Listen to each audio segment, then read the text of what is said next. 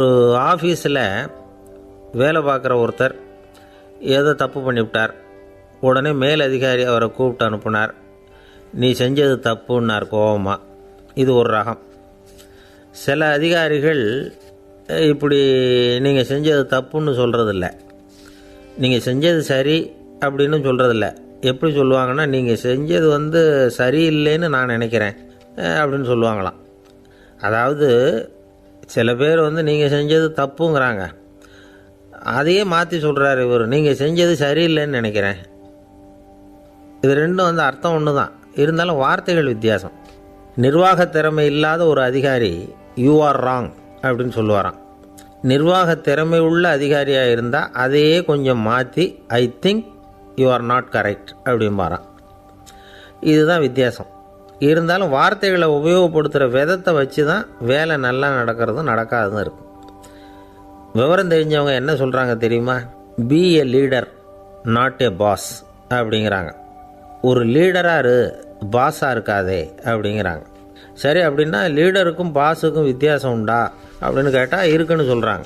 லீடருங்கிறவர் வேறு, பாஸுங்கிறவர் வேறு. ஒரு லீடர் எப்படி நடந்துக்குவார், ஒரு பாஸ் எப்படி நடந்துக்குவார், இதை முதல்ல நாம் தெரிஞ்சுக்கணும். அவங்க எப்படி நடந்துக்குவாங்க அப்படிங்கிறதுக்கு சில விவரங்கள் இருக்குது. அதை கேட்டோம்னா நாம் புரிஞ்சுக்கலாம் அதை.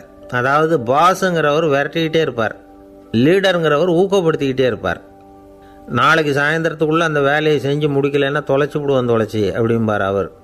இவர் எப்படி சொல்லுவார்னா, இது வரைக்கும் நீங்கள் செஞ்சுருக்கிற வேலை ரொம்ப அற்புதம் அப்படிம்பார்.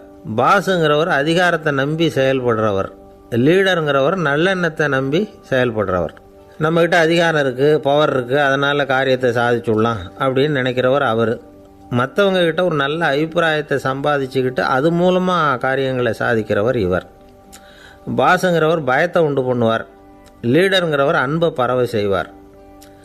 அதை செய்யலைன்னா ஆடிட்டில் தகராறாயிடும், இது செய்யலைன்னா இன்க்ரிமெண்ட்டு கட் ஆகிடும், இப்படி ஏதாவது சொல்லி பயமுறுத்திக்கிட்டே இருப்பார் அவர். இவர் அப்படி இல்லை. உடம்பு இப்படி இருக்குது, வீட்டில் எல்லோரும் சௌக்கியமாக இருக்கிறாங்களா, ஆஃபீஸில் எல்லாம் வசதியாக இருக்குதா, நான் ஏதாவது உதவி செய்யணுமா அப்படின்னு அன்புக்கு முக்கியத்துவம் கொடுப்பார். பாஸுங்கிறவர் எதுக்கெடுத்தாலும் நான் சொல்லிகிட்டு இருப்பார், லீடருங்கிறவர் நாமன்னு சொல்லிகிட்டு இருப்பார். பாஸுங்கிறவர் தப்புக்கு காரணம் யாருன்னு பார்ப்பார், லீடருங்கிறவர் தப்பு என்னன்னு பார்ப்பார். இதுதான் ரெண்டு பேருக்கு வித்தியாசம். The boss shows who is wrong, the leader shows what is wrong அப்படின்னு சொல்லுவாங்க. இந்த காரியம் எப்படி செய்யப்பட்டிருக்கு அப்படின்னு தெரிஞ்சுக்கிறவர் பாஸ். இந்த காரியத்தை எப்படி செய்யணும்னு செஞ்சு காட்டுறவர் லீடர். பாஸுங்கிறவர் பணியாளர்களை திட்டுவார், லீடர் மரியாதைக்குரியவராக நடத்துவார், அதுக்குரியவராக அவர் நடந்துக்குவார். செய்கிற வேலையை ஒரு சுமையாக நினைக்க வைக்கிறவர் பாஸ், செய்கிற வேலையை ஒரு சந்தோஷமாக ஆக்கிறவர் லீடர். ஒரு முதலாளியாக இருக்கிறவர் அல்லது ஒரு நிர்வாகியாக இருக்கிறவர் இது மாதிரியான நுணுக்கங்களையெல்லாம் தெரிஞ்சு வச்சுக்கிறது நல்லது. ஒரு பாஸ் இருக்கார், அவர் ஒரு நாள் ரொம்ப பெருமையாக தன்னோட ஆஃபீஸை பற்றி பேசிக்கிட்டு இருந்தார். எனக்கு கீழே 200 பேர் வேலை செய்கிறாங்க சார், நான் ஒரு கோடு கிழிச்சா அவங்க அதை தாண்டாத அளவுக்கு நான் நடந்துக்கிறேன் சார் அப்படின்னார் அவர். அது எப்படி முடியுது உங்களால் அப்படின்னு கேட்டோம். நான் கோடே கிழிக்கிறதில்ல சார் அப்படின்னு.